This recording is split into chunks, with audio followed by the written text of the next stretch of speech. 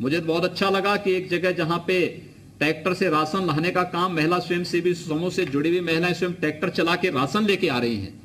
ये महिला स्वावलंबन का और मिशन शक्ति का एक प्रभाव है। ये उसका परिणाम है कि कितनी मजबूती और कितने विश्वास के साथ वे अपने गांव के लोगों के लिए राशन उपलब्ध कराने के लिए पूरी मजबूती के साथ कार्य कर रही हैं।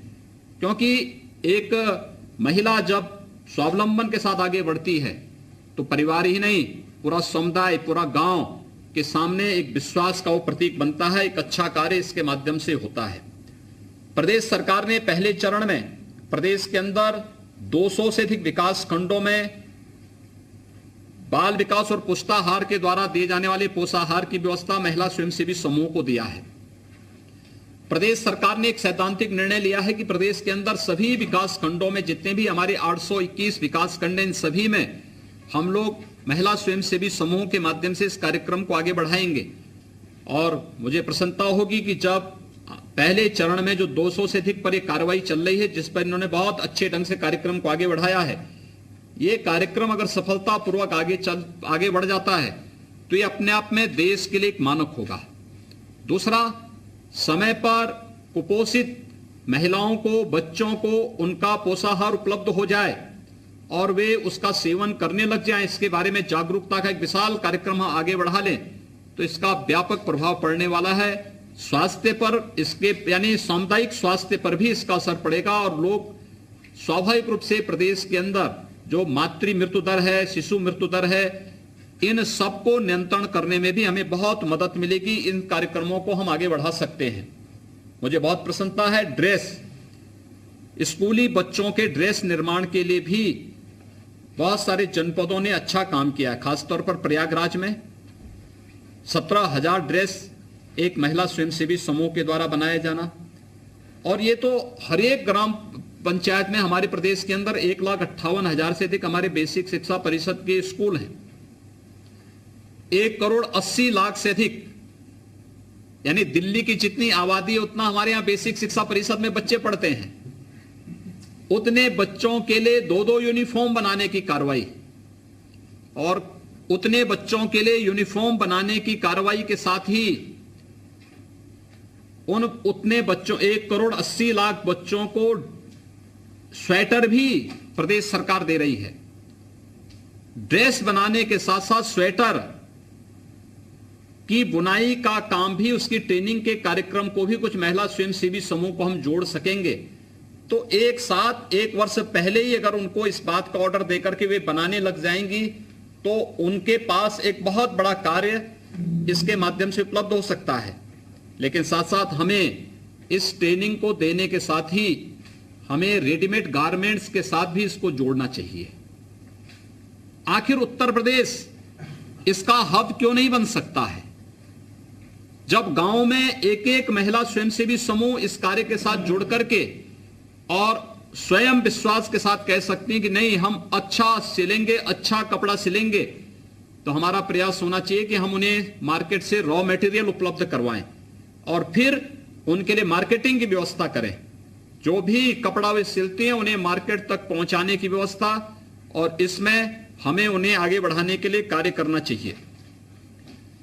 एक जनपद एक उत्पाद के अंतर्गत जो प्रदेश के अंदर विभिन्न जनपदों की अलग अलग उत्पाद है, महिला स्वयंसेवी समूह की इसमें बहुत बड़ी भूमिका हो सकती है। इसके प्रचार प्रसार में, इसकी ब्रांडिंग में और इसकी मार्केटिंग में। जैसे एक महिला स्वयंसेवी समूह ने बताया कि उन्होंने कैसे मूंज के बर्तन अपने तरीके से उन्होंने बनाए हैं, ऐसे ही अलग अलग समूह के द्वारा अलग अलग, कहीं कालीन का काम होता है, कहीं साड़ी का काम होता है, कहीं पे अन्य अलग अलग कार्य होते हैं। बहुत अच्छा कार्य हम इसके माध्यम से कर सकती हैं। इसके साथ ही प्रदेश के अंदर जो संभावनाएं हैं वह हैं अगरबत्ती बनाने के काम भी। बहुत सारे स्तर आप देखते होंगे, बड़े बड़े धर्मस्थल हैं, बड़े बड़े जगह लोग फूल की खेती करते हैं, पुष्प की खेती करते हैं, लेकिन पुष्प जब तक पौधे से तोड़ा नहीं जाता है तब तक उसमें वह पुष्प रहता है। मंदिर में चढ़ाने के बाद 10 घंटे 12 घंटे के बाद फिर उसको निकाल के फेंक दिया जाता है। अगर हम उसे कलेक्ट कर लें एक जगह इकट्ठा करके सुखा लें तो उससे धूप अगरबत्ती भी बन सकती है, उससे इत्र भी बन सकता है, उससे तमाम अन्य चीजें बन सकती हैं। यानी भगवान को अर्पित किए गए या अतिथि को अर्पित किए गए पुष्प का कैसे उपयोग किया जा सकता है, यह आज एक नई ट्रेनिंग के कार्यक्रम को हम जोड़ सकते हैं। इस कार्यक्रम को बहुत अच्छे ढंग से आगे बढ़ा सकते हैं। इसी प्रकार से गौ आधारित खेती के लिए भी हम लोग कार्यक्रम बना सकते हैं।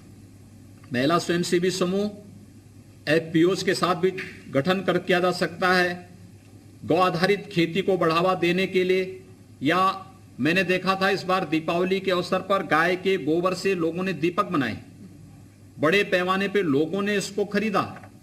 बहुत सारी जगह महिला स्वयंसेवी समूह ने मिट्टी के दीपक बनाए दीपावली के अवसर पर और अन्य अवसरों पर उसकी बहुत बिक्री हुई।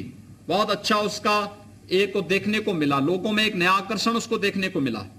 अगर गांव-गांव में और नगर-नगर में इस प्रकार का कार्य होने लग जाएगा तो हमें दीपावली के अवसर पर झालर लेने के लिए या दीपक लेने के लिए या गौरी गणेश की प्रतिमा के लिए चीन पे निर्भर रहने के लिए क्यों मजबूर होना पड़ेगा, या चीन अपने उत्पाद को हमारे मार्केट में कैसे ला पाएगा। आत्मनिर्भर भारत का आधार हमारी स्थानीय उत्पाद और महिला स्वयंसेवी समूह के द्वारा जो स्थानीय स्तर पर किया जा रहा प्रयास है ये बनेगा। और इस दृष्टि से बहुत सारी महिला स्वयंसेवी समूह ने बहुत अच्छा, बहुत शानदार कार्य किया है। मुझे बहुत प्रसन्नता है कि आज इस कार्यक्रम के साथ जहां एक रिवॉल्विंग फंड उनके यहां उनको अलग अलग स्वयंसेवी समूहों को उपलब्ध कराने का कार्य किया जा रहा है, साथ ही साथ यहां पर एक ट्रेनिंग के साथ हमारा एक विशेष एमओयू उत्तर प्रदेश का यूपी SRLM और ICICI बैंक के मध्य में एक यहां पर समझौता ज्ञापन पर भी हस्ताक्षर हुआ है कि ये दोनों मिलकर के इस कार्यक्रम को सफलतापूर्वक प्रदेश के अंदर हर एक स्थल पर लेके जाएंगे। हमारा प्रयास होना चाहिए कि अभी प्रदेश के अंदर लगभग 4 लाख के आसपास महिला स्वयंसेवी समूह हैं और 45 लाख के आसपास बहनें इसके साथ जुड़ी हुई हैं। हमारा प्रयास होना चाहिए कि अगले 1 वर्ष के अंदर हम इसको क्या दुगना कर सकते हैं।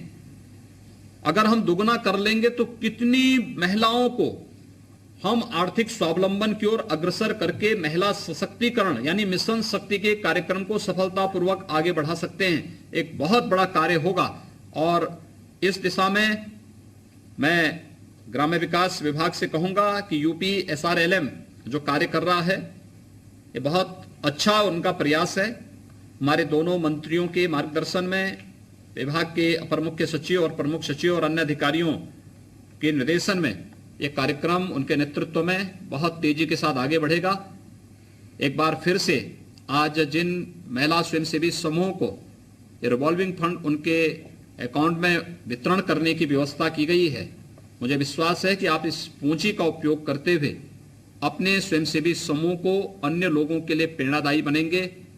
और मैं तो चाहूंगा कि प्रदेश के अंदर जो दुग्ध समिति जो विभिन्न क्षेत्रों में डेयरीज हैं, इन डेयरी के साथ महिला स्वयंसेवी समूह को जोड़ करके दुग्ध उत्पादन के साथ जैसे बलेनी मिल्क प्रोड्यूसर ने अच्छा काम किया है, उनकी ट्रेनिंग का एक कार्यक्रम इनके बीच में लगाएं और उनके कार्यक्रम के साथ ही इसको अगर हम जोड़ सकेंगे बहुत अभिनंदनीय कार्य हो सकता है।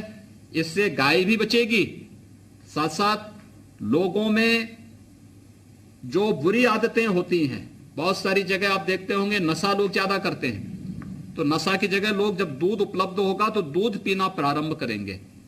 ये दुग्ध का उत्पाद इसकी डिमांड है, लेकिन उस रूप में हमें सामने प्रस्तुत करना पड़ेगा जिसकी गुणवत्ता पर कहीं भी कोई प्रश्न न खड़ा कर सके। मुझे बहुत प्रसन्नता है कि जो महिला स्वयंसेवी समूह हैं इनके द्वारा जो कार्य प्रदेश के अंदर ग्रामीण आजीविका मिशन के अंतर्गत प्रारंभ किया गया है, ये अभिनंदनीय कार्य है।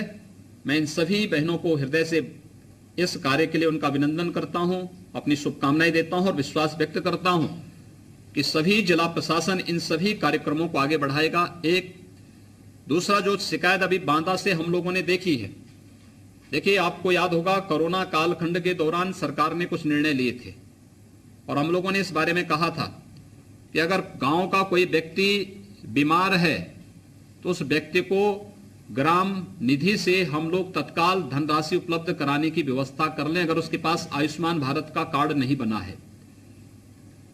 आयुष्मान भारत का कार्ड हर एक गरीबी रेखा के नीचे जीवन यापन करने वाले व्यक्ति का बनना चाहिए, लेकिन फिर भी वह कहीं से छूट गया है तो उपचार के लिए तत्काल उसको एक निश्चित राशि उपलब्ध करवाने की व्यवस्था, लगभग 2000 रुपए तक की राशि उसे उपलब्ध करवाने की व्यवस्था करने के लिए कहा गया था। किसी व्यक्ति के घर में राशन नहीं है, उसका राशन कार्ड बनाना, उसे राशन उपलब्ध कराना और तत्काल नगद राशि ग्राम निधि से उपलब्ध कराने की व्यवस्था के लिए भी प्रदेश सरकार ने इसके बारे में कहा था। अगर कोई निराश्रित व्यक्ति मर जाता है, उसका अंतिम संस्कार करने वाला कोई नहीं है, तो ग्राम निधि से या शहरी क्षेत्र में स्थानीय निधि से, या मैंने ये भी स्वतंत्रता दी कि जहां पे कोई निधि नहीं वहां पर आप TR-27 से पैसा निकालिए और फिर स्टेट से मुख्यमंत्री रिलीफ फंड से इस पैसे की डिमांड करिए। 5000 रुपए की राशि वहां पर उस व्यक्ति के अंतिम संस्कार को सम्मानजनक ढंग से संपन्न करने के लिए आप इसका उपयोग कर सकते हैं। ये कार्य हमें करने में संकोच नहीं करना चाहिए। जरूरतमंदों को इस प्रकार की सुविधा का लाभ हमें देना चाहिए।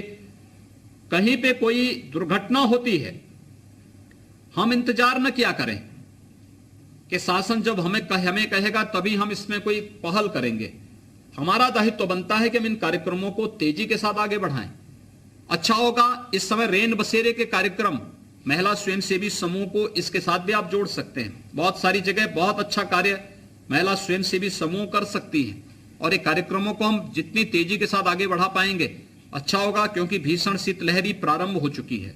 इसलिए कहीं भी कोई ठंड से न मरे, अलाव की व्यवस्था प्रॉपर रहे, इस पर हमारा ध्यान होना चाहिए। मैं एक बार फिर से आज के इस राज्य ग्रामीण आजीविका मिशन के अंतर्गत स्वयं सहायता समूह को इस धनराशि वितरण के इस कार्यक्रम के अवसर पर जिन स्वयं सहायता समूह को धनराशि उपलब्ध हो रही है उन सबको बधाई देता हूं। यहां पर उत्तर प्रदेश राज्य ग्रामीण आजीविका मिशन के पदाधिकारियों को, ग्राम्य विकास विभाग को हृदय से धन्यवाद देते हुए आप सबके प्रति अपनी शुभकामनाएं देता हूं। धन्यवाद। जय हिंद।